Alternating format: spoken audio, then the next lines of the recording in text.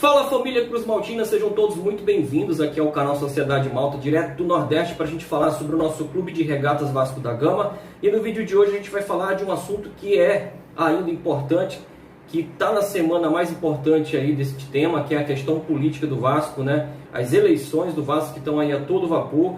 Tem gente já cansada de falar sobre esse assunto, mas é importante porque é através da política que a gente escolhe, né, quem vai realmente tocar o clube pelos próximos 3 anos, né? E a gente não quer mais um clube do jeito que está aí, né, com dificuldades financeiras, incapaz de planejar o futebol da maneira que precisa, e a gente precisa sim debater esse tema. Vamos falar também sobre a situação financeira do Vasco, que esse projeto do Levenciano, que promete trazer aí 5 bilhões e resolveria a vida não só do Vasco, 5 bilhões resolveria a vida de diversos times aí da Série A, que tem dívidas milionárias, né? Vamos falar também sobre essa entrevista do Júlio Brandt ontem, que disparou contra o Campeiro, disparou contra o Leven, né? Falou sobre a situação do presidente da Assembleia Geral, e a gente vai trazer aí um vídeo com trechos, na verdade trechos, né, de uma live feita ontem no canal do Léo, lá na Torcida Vascaíno, tirando dúvidas sobre essa situação das eleições de sábado que vem, dia 14, né, que devem ocorrer se não tiver nenhuma suspensão, né, ou nenhuma definição em relação ao pleito de sábado passado, trazendo aí nesses trechos aí esclarecimentos sobre a Elege Online, sobre multa, sobre estatuto. Então fica aí, porque depois da vinheta a gente vai trazer tudo isso para você acompanhar na íntegra.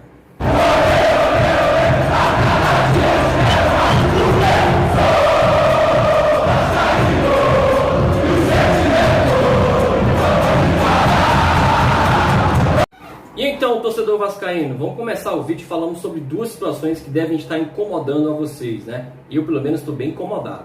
A primeira delas é que o Vasco precisa realmente ser resgatado, né? Nas últimas eleições, vimos que a vontade do sócio não foi respeitada. Ali se elegia o Júlio Brandt como vencedor das eleições e dentro do conselho mudaram a decisão dos sócios, né? Vivemos um caos nos últimos anos, sob o estigma de que se teria realmente feito um golpe, né? E o Campeiro o tempo todo sendo denominado de golpista, né? E não se teve realmente uma gestão tranquila, né? Tumultos e tumultos, guerras entre os poderes, abandono de pastas, enfim, estamos aí com o time que você conhece bem, na zona de rebaixamento, sem salários em dia, né? Agora que estamos com os salários pagos em dias, um acordo entre os atletas para poder se pagar salários atrasados, e aí se paga a mensalidade do mês e mais a mensalidade do acordo. A capacidade mínima dessa gestão de conseguir recursos, né? Enfim, um time dentro de campo tecnicamente inferior a diversos adversários e um time fora de campo esvaziado em várias pastas, né, que foram colocadas ao longo dos últimos meses aí. Inclusive o vice-presidente de futebol chegou esse ano, para você ter uma noção, e a gente aí vivendo um time enfraquecido dentro e fora de campo, né? Na batalha política, vivemos outro caos, a exemplo do que aconteceu no passado. Chapas que não se entendem se acusam, né, e acabam tumultuando e judicializando as eleições do Vasco mais uma vez, né? E aí, o time endividado, sem condições de buscar grandes coisas nos campeonatos em que disputa, e a gente vê um projeto como esse, que comprova que pode trazer 5 bilhões para o Vasco, até 5 bilhões para o Vasco, se necessário for, com a comprovação de cartas, né, explanadas em uma live pelo senhor Leve, vencedor nas urnas no último dia 7. E tem torcedor vascaíno que ainda se coloca contra isso, né? Claro, cada um tem a sua opinião, a sua posição política, né? Mas o que eu quero trazer aqui é que vocês esqueçam a posição política e acompanhem o que de fato tem que ser feito para resgatar o Vasco. O Vasco precisa de captação imediata de recursos. O Vasco tem uma dívida de mais de 600 milhões de reais, que asfixia o clube durante os últimos meses, os últimos anos, com várias penhoras, inclusive penhora de São Januário, por falta de pagamento, por toda hora entrar uma ação e penhorar as receitas do clube. Então, vascaínos, o Vasco precisa de recursos, precisa de um projeto que seja capaz de injetar logo receitas imediatas dentro do clube, capaz de fazer com que o clube ande, com que o clube caminhe e que progrida. E a gente está o tempo todo discutindo chapas, personagens, vendo a nossa política ser judicializada e decidida fora do Vasco da Gama em desrespeito ao torcedor e ao estatuto. Então, só para você ter uma ideia, esses 5 bilhões que foram anunciados pelo Leve daria para pagar a dívida de 7 clubes da Série A.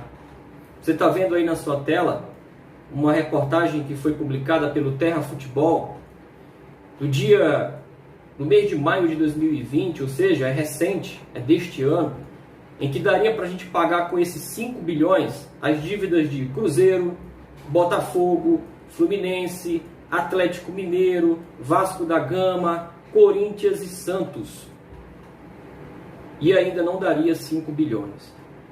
É claro que esse fundo de investimento vai exigir garantias.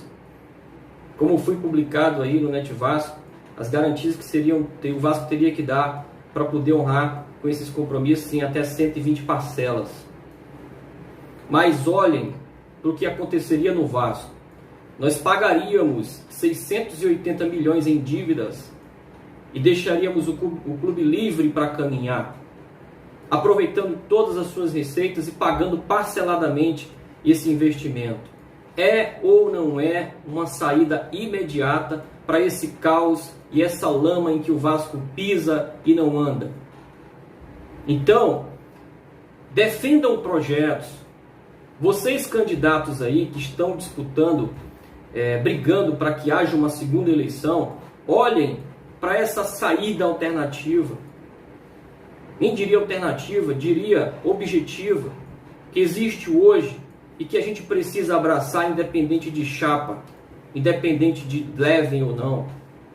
Porque se esse projeto estivesse na mão do senhor Brant, na mão do Campelo, e fosse algo executável como demonstra ser, eu estaria apoiando o projeto e não personagens. Para vocês terem uma ideia, isso seria o suficiente para o Vasco pagar, se pegasse apenas 1 bilhão de qualquer fundo de investimento desse comprovado. E ainda teríamos milhões, quase 500 milhões, 400 e poucos milhões aí para montar um time competitivo, para terminar o centro de treinamento, para aplicar em outras modalidades e tornar o Vasco, de novo, a grande potência da América Latina, da América do Sul, quiçá do mundo. Enxergue isso e abandone as cores das chapas que vocês defendem, porque o Vasco não precisa disso, o Vasco precisa de solução imediata.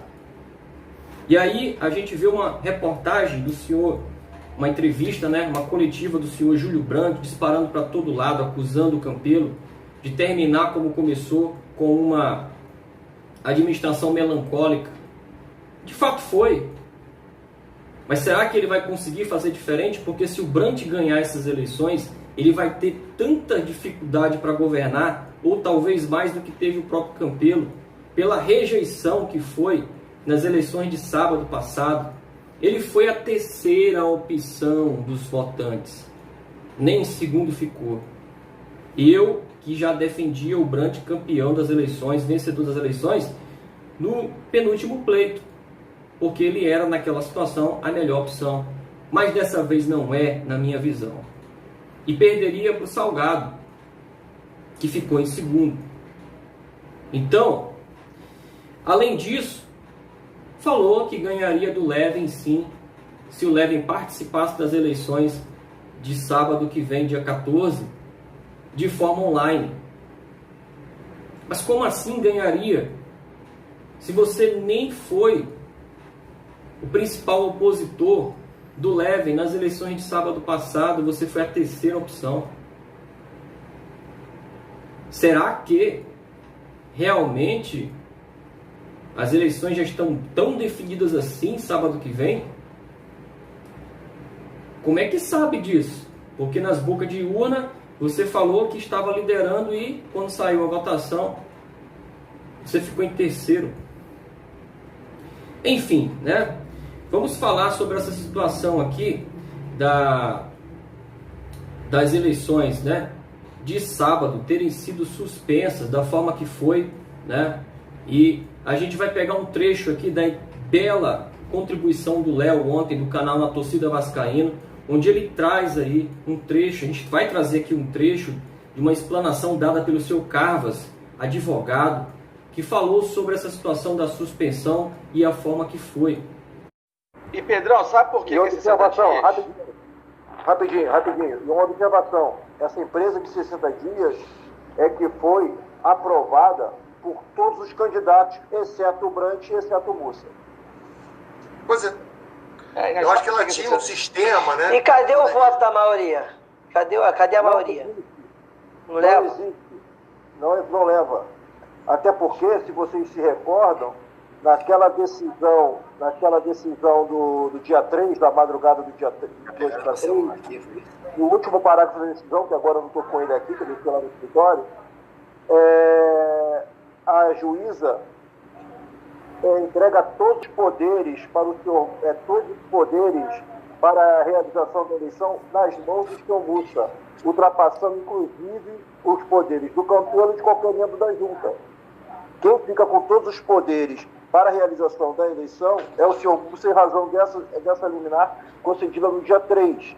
Então, como eu disse já em outras lives, o senhor Mussa estava agindo de forma ditatorial dentro do clube, com os poderes unificados. Quer dizer, simplesmente a juíza tirou o poder do Campelo, tirou o poder do Roberto Monteiro, tirou o poder de qualquer pessoa. Então, por isso que ele se abarcou dessa empresa Eleja, porque era a empresa que ele queria e que o pessoal lá do menino mimado queria, entendeu? Carvas falou também sobre essa situação da empresa Eleja Online, pois a Eleja Online ela é unanimidade para o senhor Mussa, né? Porque o Vasco não aprovou, segundo o Campelo, não aprovou a Eleja Online como uma empresa autorizada a fazer as eleições online do clube. Não foi consenso na última reunião entre os candidatos e poderes do clube para definir, né, como seria o formato das eleições e a nova data, né? A empresa escolhida não foi nem considerada pelo senhor Mussa.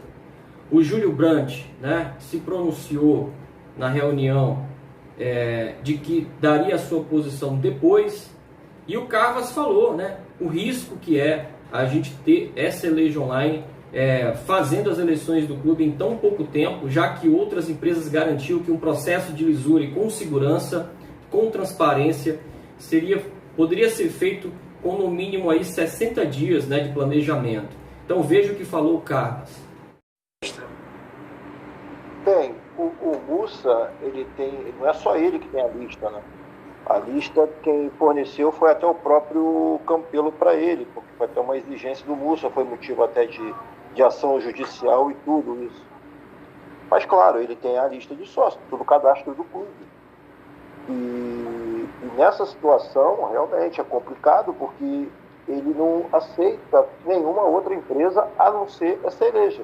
E isso, do meu ponto de vista, não sei se todo mundo concorda, causa muita suspeita. Por que não pode ser a empresa B, C ou D, que dá mais segurança? E essa Eleja, até mesmo foi na petição não sei se foi do Levin ou do Roberto Monteiro, acho que foi do Levin, que ele fez um relatório da Eleja, que essa empresa teve dois problemas, uma em Juiz, Santa Catarina, que foi um conselho regional de arquitetura e urbanismo, uma coisa assim, e a outra de odontologia em São Paulo.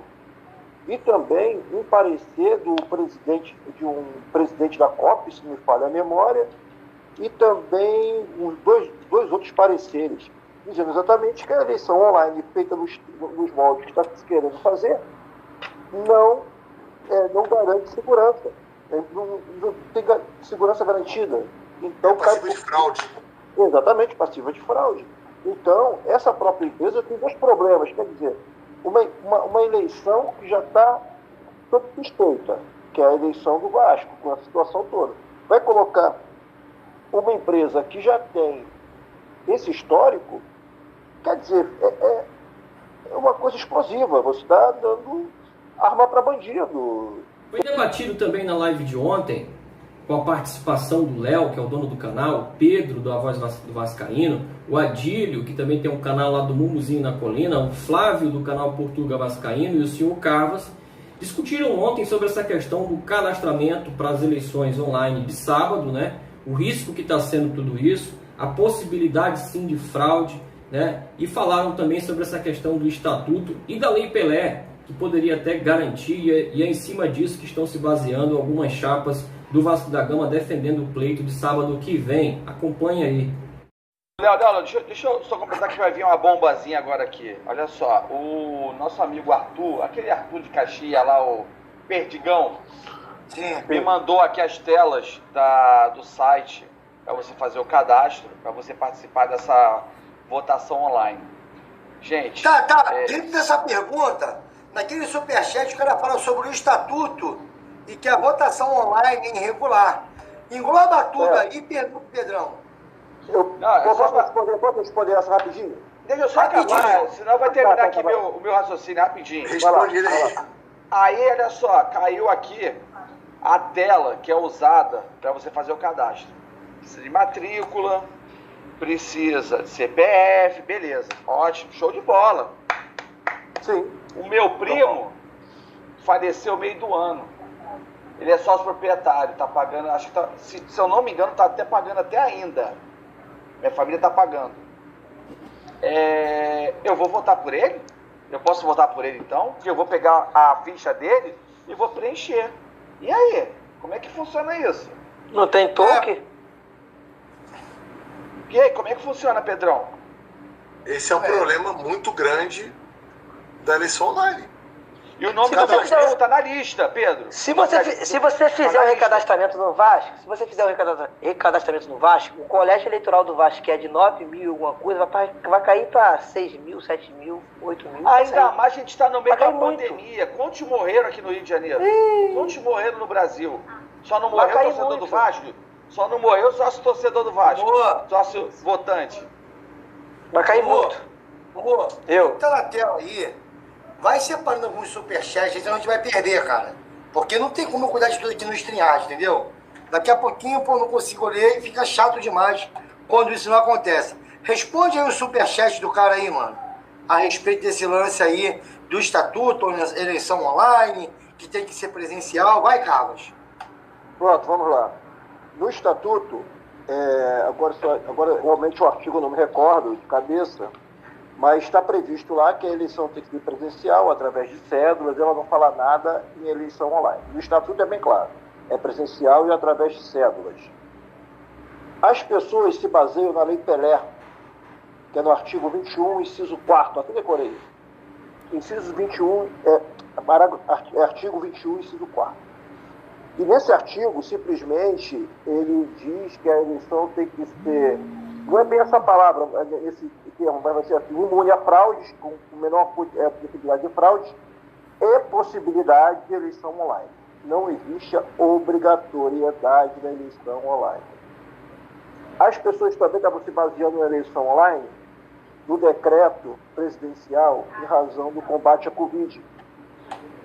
A parte toda que combateu a Covid e tal. Sendo que esse decreto, ele tinha início, meio e fim. Vocês sabem quando é que terminou a validade desse decreto? Então, de outubro. Exatamente, 31 de outubro. A partir do dia 1º de novembro, não estamos mais na vigência desse decreto da Covid. Então, meus amigos, esse foi o vídeo de hoje. A gente queria te agradecer por nos acompanhar aqui no canal. Agradecer aos mais de 3 mil inscritos que estão ajudando o canal a crescer. E pedir aqui que você, de novo, analise os projetos, veja o que é melhor para o Vasco e defenda com convicção e com fatos aquilo que você acredita. Mas pense no seguinte, pense juntamente com isso tudo que eu acabei de te pedir, que o Vasco precisa de soluções imediatas, de recursos imediatos, e a gente tem uma grande chance de reverter tudo isso, de tornar o Clube do Vasco da Gama, de novo, um dos protagonistas do país. Valeu? Fica com Deus e até mais.